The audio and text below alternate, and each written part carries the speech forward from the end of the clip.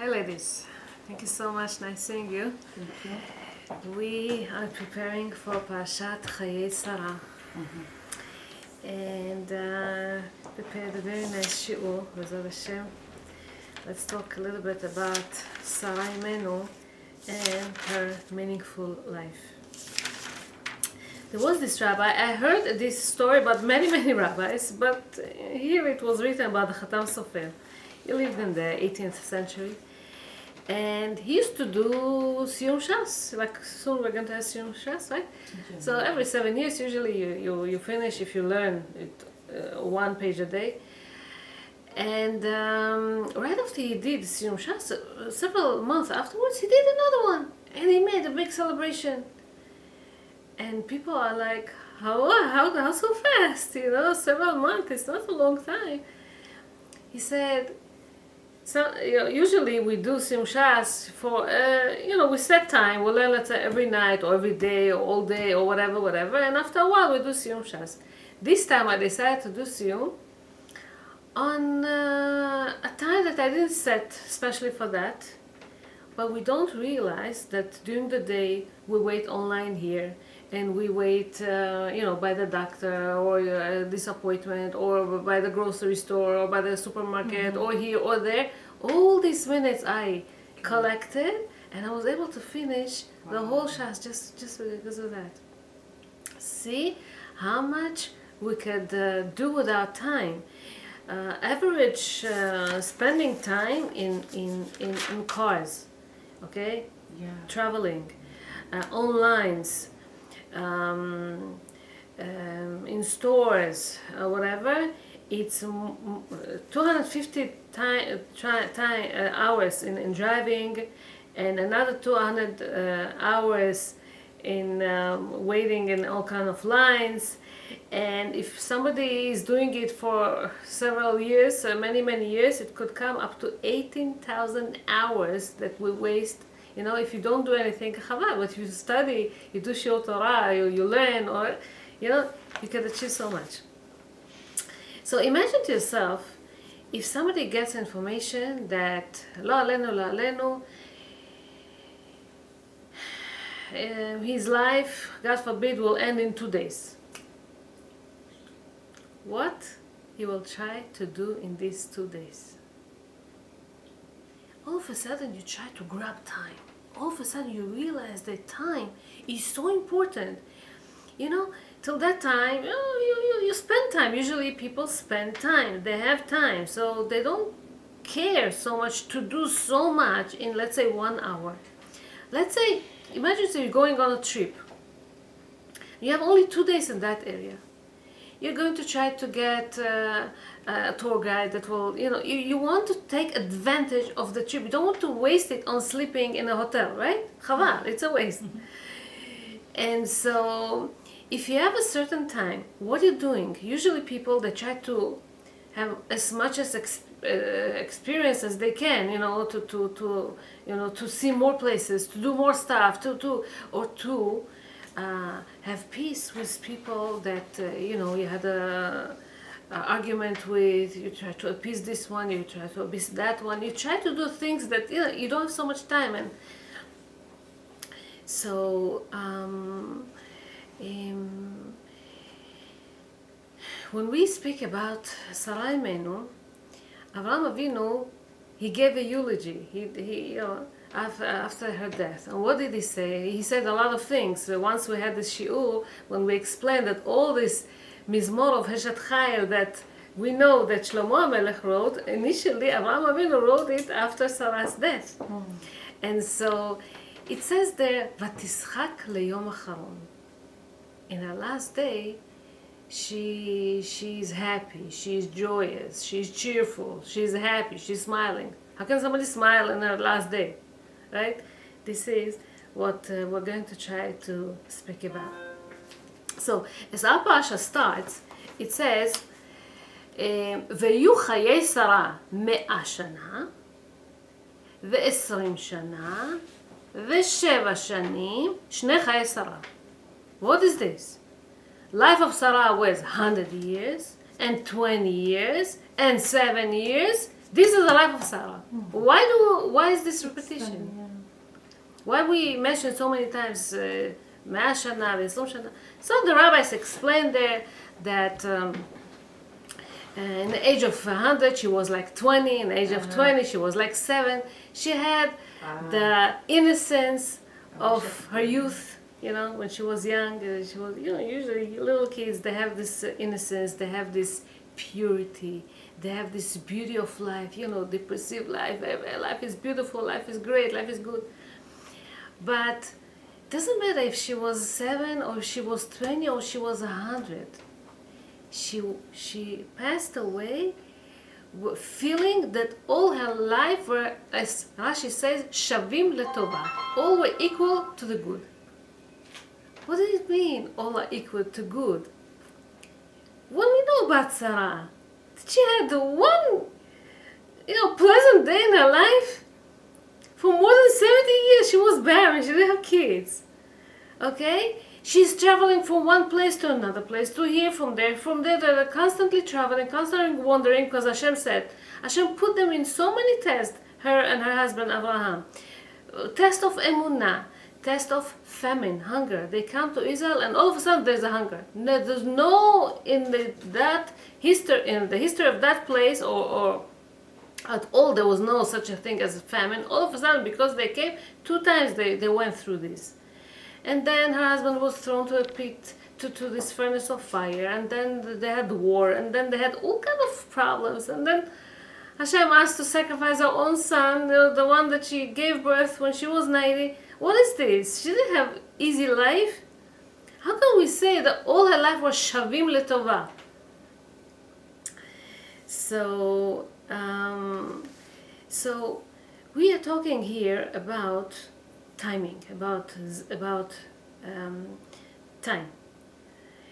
Every person has these 2 possibilities: either to let the time pass, go by, or to live the time. Okay, to live inside or through the time. What do I mean by that? There are some people that can go to sleep at night and get up in the morning, and they're the same people. They don't do any significant things in their life. They're the same. Okay? And these are people that let the time to waste. Let it pass. Let it go by.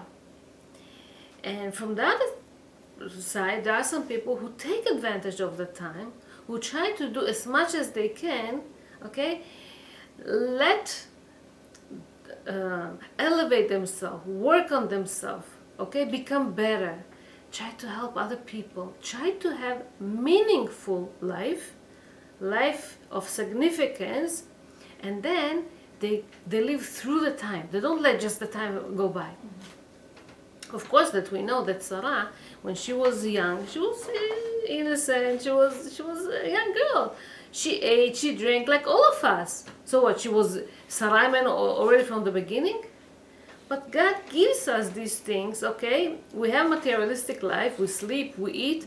But in order for us to grow spiritually, to be able to help others, to do good things to other people, if you stay with these little pleasures of eating and sleeping and don't do anything about this, okay, you waste time. So Rav Baruch Mordechai Ezachi wrote once in his book that in the life of a person there's all type of periods. There's the period of childhood, you know, when he's child, period of youth, adulthood, and then even old age, right? So usually when he's a person, he changes his childhood, okay, into his youth time. From his youth time into his, so he drops whatever he had, okay, in his time of youth, because who needs this type of life? And now he gets into the adulthood. But youth also has its advantages. Childhood also has its advantages. You take it and learn from this and elevate it and go next to the next level. Okay? Don't just exchange it. Learn from each period of time. Learn whatever he teaches you and take it to the next level. And this is what Sarah used to do from the beginning. So Sarah took with her the advantages of young age and took it to the next level. So it says about Abraham. It says, "V'Avraham zaken ba bayamim." What does it mean, ba bayamim? Okay? He came with all his life. Every minute of his life was taken advantage. He did stuff. He didn't let time pass and wait. Okay, he did stuff with this. And so all his achievements, all his spiritual growth, and all his moral, or whatever he taught other people, everything, he came with all these things together. And so this is the reason that the parasha is called Chayei Sarah, even though it speaks about her death. Because the Sarah, right? Chayei Sarah, the life of Sarah. Life of Sarah. In the Gemara, Masechet Tamid, there is a very interesting discussion that was there between Alexander Mokdon and the sages of Israel, Chachmei Israel. Alexander Mokdon, he was one of the biggest emperors, okay? He conquered so many places, okay? And he looked like he wanted to swallow up everything, wanted to achieve, wanted to become the greatest.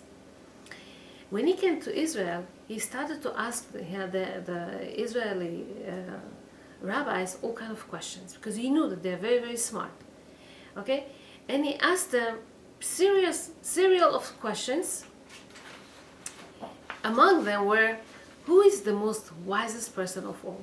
Ezu Chacham. Ezu Chacham mikol adam. What did he think? He thought the rabbis will tell you, somebody like you. Yeah.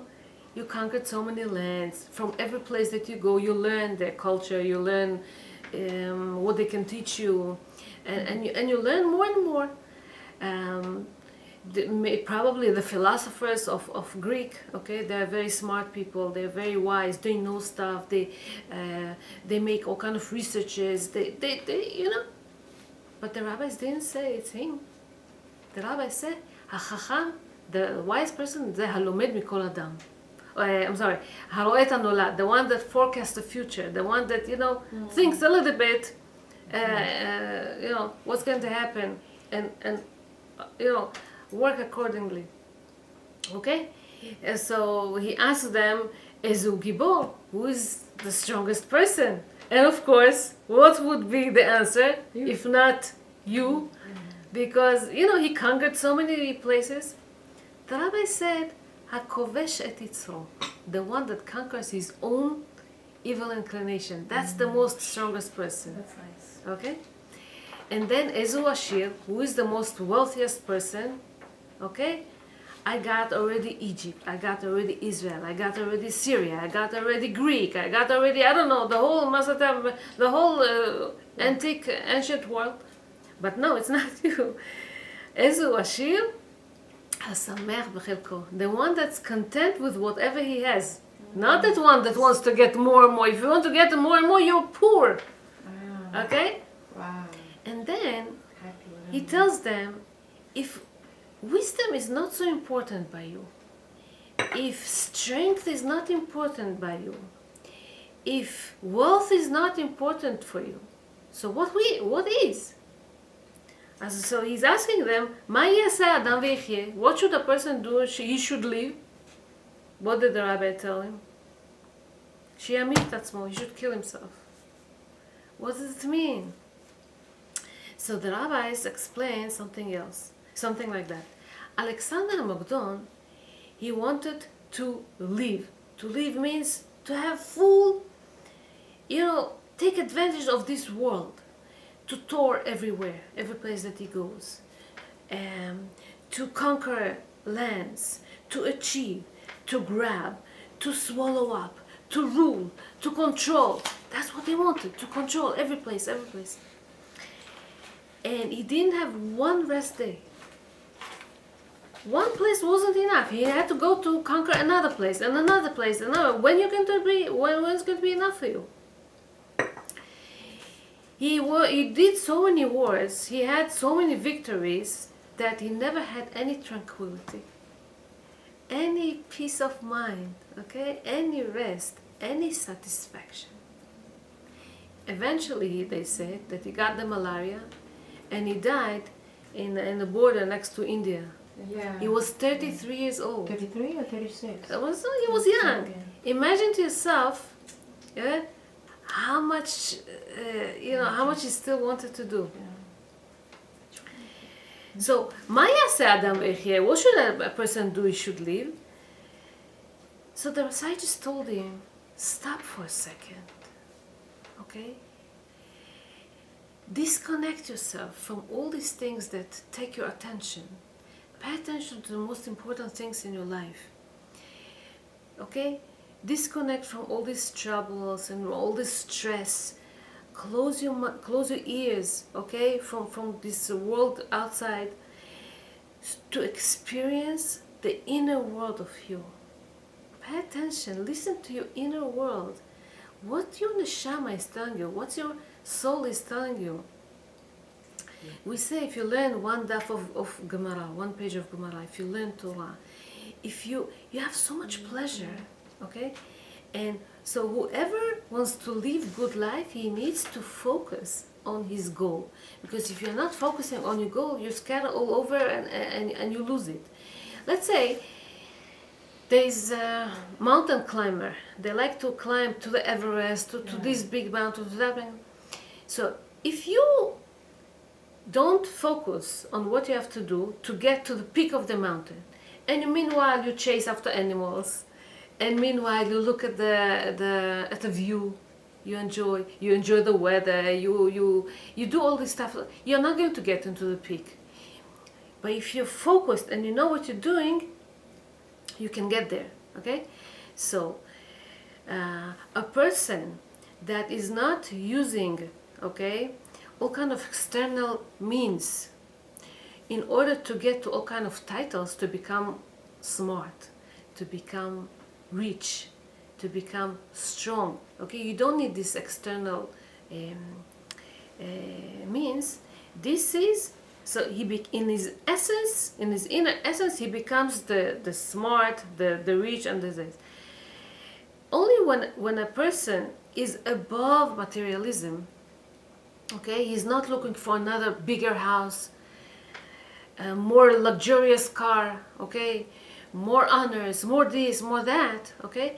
This is when his essence is not materialistic anymore, okay? If he pays attention more to the neshama, to the spiritual world, then he will get more tranquility. Then he will get more calmness, and pay attention to the goal that he needs to reach. There was this man that his kids, okay, put him in a nursing home. He sat there. What can you do in a nursing home? You have so much spare time. You don't know what to do with your time. So he's sitting in his own room and he's thinking to himself, what should I do? What should I do? What should I do? He takes a piece of paper. He said, maybe I should write the story of my life. And he thinks, what should I write? What would interest the next generation? My kids, my grandkids, what will interest them? So he thinks, okay, I'll start in my youth. So who remembers? I'll start with when I was a baby, but who cares? When I was a child, he remembered a scene. He was playing with mud, and his mom was so upset she came and hit him. He says, the generation of today will understand what does it mean to hit. They are not allowed to hit today. What are you talking about? He skipped all his childhood. Okay, youth. Well, I had this acne that really was so annoying. And I had all kind of tests in high school and this and that. But who cares about the tests that we had in high school? Let's continue on. After high school, okay, so you're full of hopes, you're full of dreams, you want to conquer the world, you want to do stuff. But then slowly, as you live life, you pay attention, that you cannot really reach all your goals, that you cannot really, get to all these high levels, high peaks that you want. You want to go to college, you see it's so expensive, you cannot really study. You want to do this, you want to become a doctor, you see you cannot really become a doctor because whatever, that you were not accepted to school. You wanted to become so rich, but you see it's not so easy. So all your hopes are kind of crashed. And then, okay, he got married. He said, okay, I'm going to write about my love life. Well, how long you're in love and how long you're this. Right away, you're so much in stress because you have to provide, you have to bring money to the house, and then the kids, and then this, and then that. The kids, you invest so much into the kids, and then one day they just kick you, and they go and look for their own luck, and you're stayed home alone with your wife, and there's nothing. So all of a sudden you have so much spare time.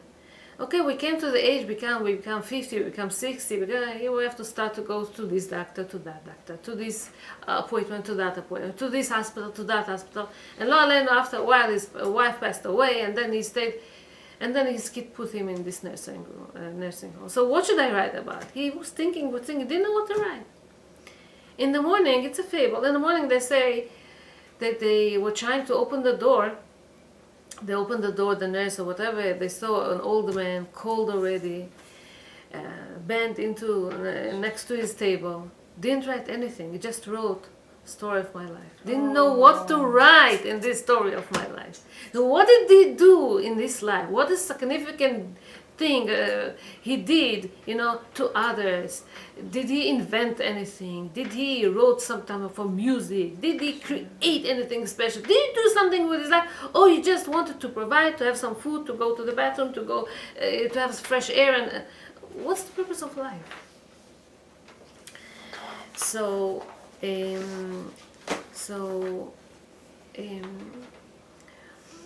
yes, in the base, when we look at the basis, when we try to peel and all the levels and see what is the thing that people want the most in this world, what people are looking in this world for. They want to feel happy, maybe happiness. But happiness is maybe something very temporary. In order to really feel happy, if you really want to be happiness, if you want to feel happy, you have to have some meaning in your life.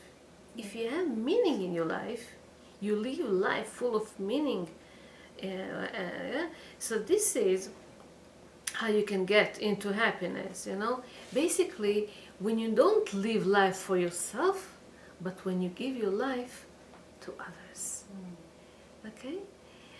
There was this man that was a very good athlete. In this case here it was a football player, but any athlete, doesn't matter. What do athletes do? They try to invest so much into them, they try to become the best. He's the best runner, he's the best boxing, he's the best, I don't know, whatever, the athletes that they do. They try to, they stretch their muscles, they do this, they do. But then, because of an injury, he became paralyzed. What now? Oh, his life became meaningless now. So till now, he was trying to do something with his life. He was trying to be the best, in running, or best in display, or best. But now that he doesn't have this physical, so what is he now? Nothing. So instead of being depressed and upset and sad and everything, he was doing a lot of inner thinking, okay, and decided that he could contribute to the world. But now he's not going to concentrate on himself, because he cannot really do anything with himself. He's going to concentrate on others. He saw little kids coming to visit their parents in the place that he was there. He said, maybe I'm going to train little kids. Maybe I'm going to mentor little kids. Maybe I'm going to try to tell them how they should achieve, how they should become better. Okay, this is a mindset he wasn't Jewish, but still, he was thinking about other people, which is important too. Once he started teaching them, helping them, raising them, giving them hope, it made his life much more meaningful. So when we speak about meaningful, would be very helpful, if you belonging, if you belong to somewhere, if you belong to a community, if you belong to a certain company, a family.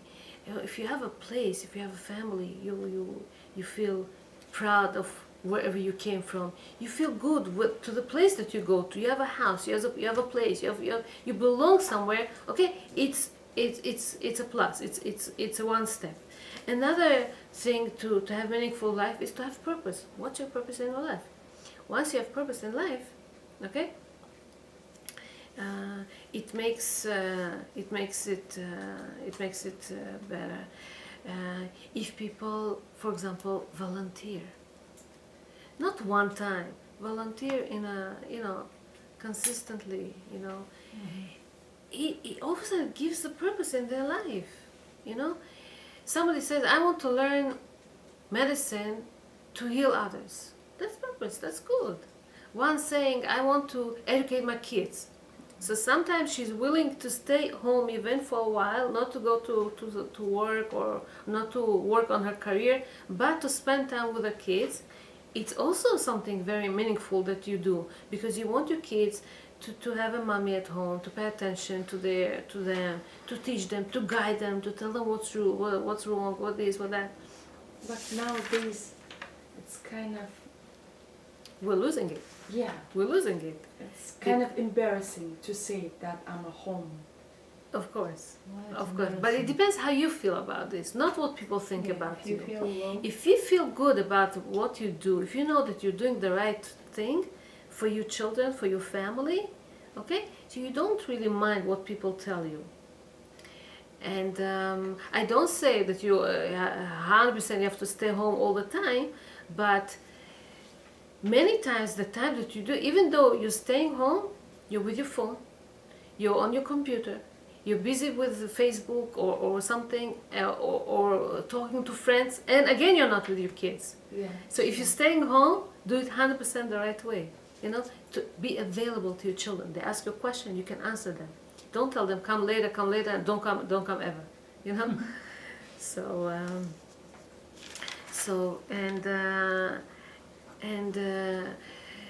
have spiritualism in life. It's so important. You learn something. You go to a synagogue. You have a rabbi to consult with. It's very, very important, these things. And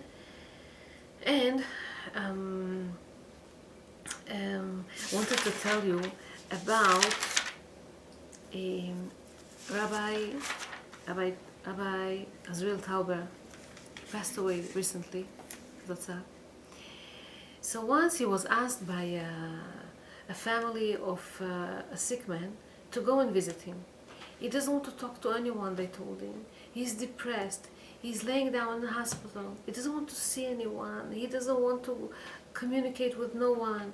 He's depressed. He's sad. He is sick very severely.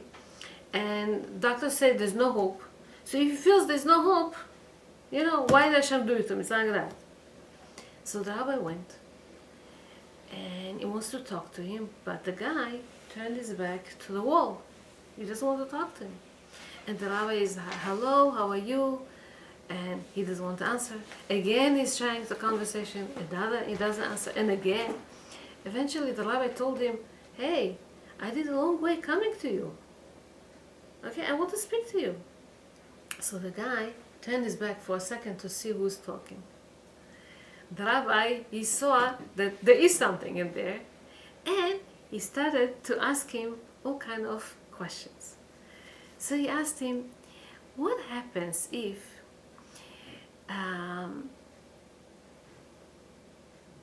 somebody comes to a person and tells him, do one sin, okay? Let's say you wear for 1 hour, you're going to wear shatnez. Are you allowed to do that? He says no. And if I'm going to give you a lot of money? He says no. And if you're going to lose a lot of money because of that? He said, still, I'm not allowed to do a sin. Even though you're going to wear it only for 1 minute, even though it's written, yes. Okay, so now, let's say, if you're usually supporting a lot of people with your money, you're a very, very wealthy man, you're supporting a lot of people with money, and people tell you you're going to lose your money if you're not going to do a certain sin. Are you allowed to violate sin? To do Avraham? He said, no, I'm not allowed, even though a lot of people depend on my money, I can't. So the rabbi said, what if this person is the richest man of all, Bill Gates, let's say, and he's going to lose everything? He said, still you're not allowed to do Avraham. So the rabbi said, pay attention now. We understand that to do a sin is a very severe. So we're not allowed to do this sin no matter what. Okay, fine. Next, he asked him a question. What happens if there's a pikuach nefesh? If somebody's life is in danger, okay, are we allowed to commit, to violate, let's say, Shabbat because of that? He said, yes. Even though we're not sure if the person is going to leave, if we're going to violate Shabbat, we're going to try to help him, but we're not sure if he's going to leave. Yes, of course. Even though we're not sure if he's going to leave, we're supposed to violate Shabbat because of that. So, the rabbi said, and if this person, that sick person, there's no hope for him, and he's not going to get better, but if we're going to violate the Shabbat for him, we can prolong his life maybe in 1 minute. Should we do that? He said, yes. For 1 minute, for one second even, if it can prolong his life, we should do that for a person's life. So the rabbi tells him, so we see that if somebody commits a sin, violates, makes a Chilul Shabbat, it's no good. It's not allowed, right? But if you do it for, and even if you're going to lose all your money, you're not allowed to do it. But if you do it to save somebody's life, okay, all of a sudden it's allowed. Even though you're not sure he's going to live, and even though you're going to prolong his life only for 1 second. So pay attention, how much 1 second worth? You're laying down in a hospital, think that you're, helpless and hopeless, depressed, and there's no... But Hashem gave you a present. Hashem gave you life. Okay, we don't know for how long and everything, but you have to take advantage of this time. Instead of sitting and being depressed, enough that you are thinking, Hashem, thank you for giving me this life. You don't have to do anything. You don't have to do any mitzvah. It's already considered like you took advantage of this time. The family told the rabbi afterwards, you don't understand how you changed his outlook at life. Okay, he didn't live for a long time afterwards, but we didn't feel bad. He didn't feel bad. We felt good with him. He felt good, and. So this is the value of a minute. Usually, I give this example about Elazar ben Doldiah when we speak on Yom Kippur, how he did tshuva. We know that he was a very, very bad man. Okay, he did all the sins in the world, and then all of a sudden he heard that he is in a very, very low position now. He started crying and crying and crying. He felt that he was wrong. He felt that he wasn't right. And it says that from crying so much, he passed away. At that moment, a voice came from heaven and said, Rabbi Elazar ben Doldiah, mezuman lechayei olam haba. You are invited to chayei olam haba, to the next world. When Rabbi heard about this, he cried. He says, Yesh koneh olamo b'sha'a achat. People are alive for 80 years and sometimes cannot reach this chayei olam haba, and this guy in 1 second of crying and really, really repenting was able to do this change. So Rabbi saw how a person, a human being, could do so much in life, could do so much changes in his life, and he's able to do it, okay? And in 1 second, he can get to the peak of the mountain if he wants, a person. It's all up to us how we look at things. So we have to change our attitude to time. It says time is money, right? But maybe money is time. Because time is money means every minute is so valuable. Chaval al hazman, we say in Hebrew. Go and get dollars at this every second, because in this few minutes you can do so much money. But what is money for?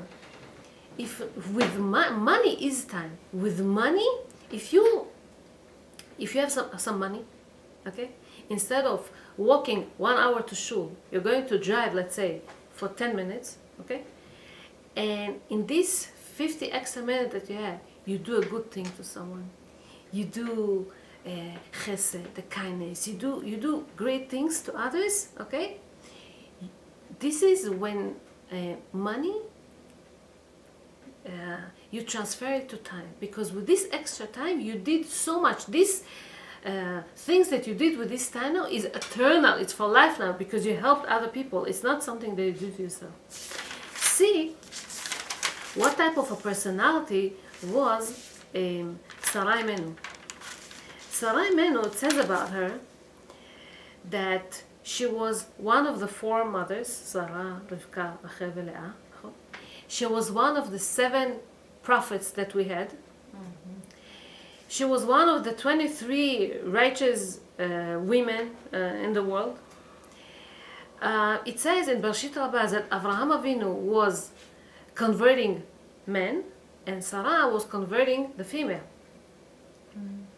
Converting means that if you live a certain type of life, okay, you could affect other people to do the same. They saw that these people believed in one Hashem, one God. Till that time, people believed in idols. People believed in the sun, in the moon, in the stones, in the trees, and you know. Now they say you have to believe in one Creator that created this whole world. Okay? If you believe in something, people will follow you. If you are not true to yourself, people cannot follow you. It shows that Sarah Imenu was a full partner to all this project that Avraham Avinu took upon himself. Avraham Avinu wanted to make the whole world realize who is Hashem. And Sarah, she was part of this project. They used to host so many people. Who did all this? Who hosted all these people? Okay, if not Sarah. It says that Avraham was secondary to Sarah in prophecy. She was greater than him in prophecy. Sarah, it says, deposited by Hashem mitzvot u'masim tovim, good deeds, and Hashem paid her back. Like it says, Hashem pakad et Sarah. Hashem remembered her and made her pregnant. Okay, and this is for the reward for all whatever she did with the others. All, as I mentioned before, all the psukim of Parashat Chayei are written about Sarah Imenu, and she did all this Torah. She, from Aleph Ataf, from A to Z, she performed all the mitzvot of the Torah. It says, "Vayu chayei Sarah, shekol chayei shavim letova." As I said before, so many years she went through so many troubles, so many challenges. How she looked at life, positive. This is the great thing. Because people can get excuses, you know, I was barren. So she could be bitter, she could be, you know, tough woman, she could be. But when you look at everything as a positive, no, life is good. Life is great. This is, and the Torah testifies, Kol chayei hayu shavim letova. She passed away from this world when her life, what she felt when her life was great. This is something about, and then, of course, we know that she was the biggest example of tzniut we see from Sarah. It says, Hine ba'oel. Where is she? She's in the tent. She's not seeing strangers. She's not greeting strangers. She's, even though she was the most beautiful woman in the world, one of the most beautiful. She was a great educator. She knew, she saw, she forecast. She knew how to educate much more than Avraham. Avraham was busy with helping out the whole world. She was in the house. She paid attention what Yitzchak is doing, what Ismael is doing, and then she was. And then of course we know that she had the Shekhinah, the Spirit Divine, in her house. Anan kashur ala oil, right? Barcha ba'isa, she had a blessing in her dough.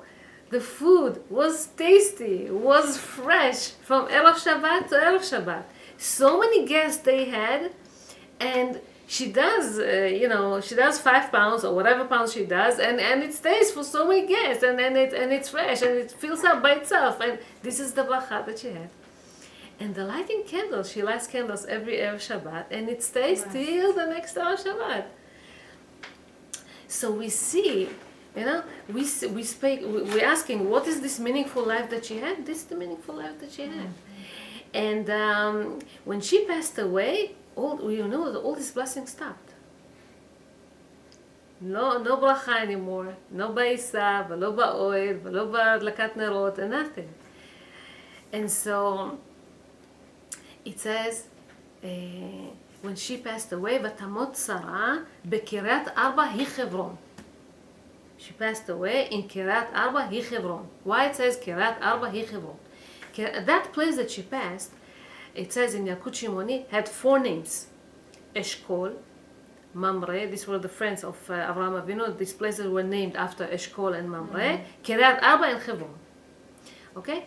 And so here it says Kiryat Arba and Hebron. Akli Akar explained something interesting. Every human being, dies because of one of the 4 reasons. Because of his sin, Mechamat Chet'o, because he made a sin, sins of others. We know that a lot of righteous people die because of sin of the generation.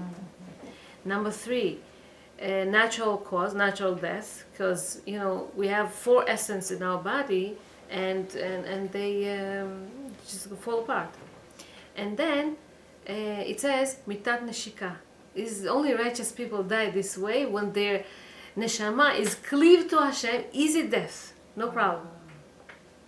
Okay, now these 4 reasons that people die, we see it by the 4 names that has this place. Number 1, Mamre. Mamre in Hebrew means when you rebel against Hashem.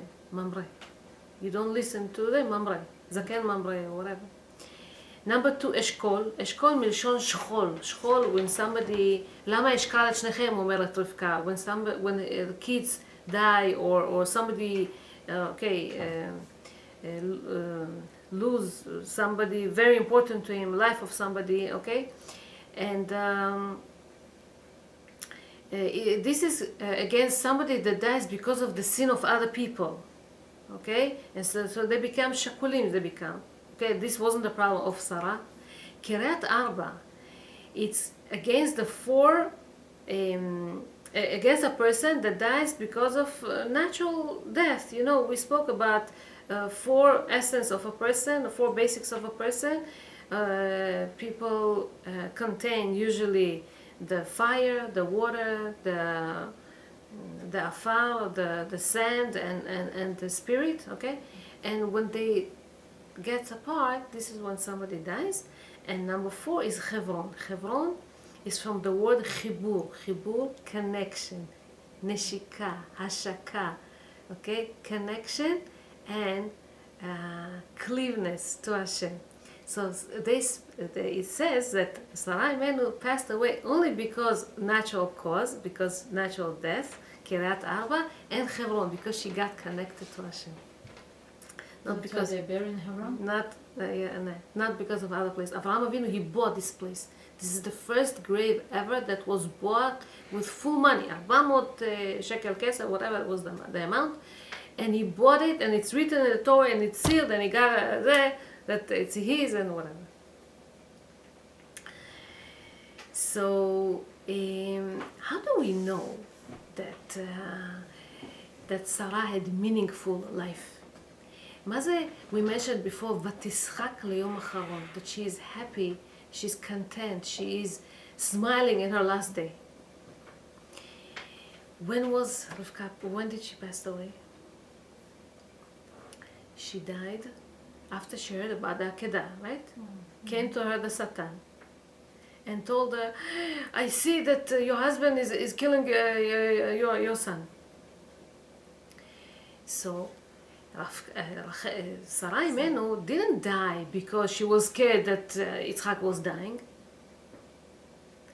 Sarah Imenu died because she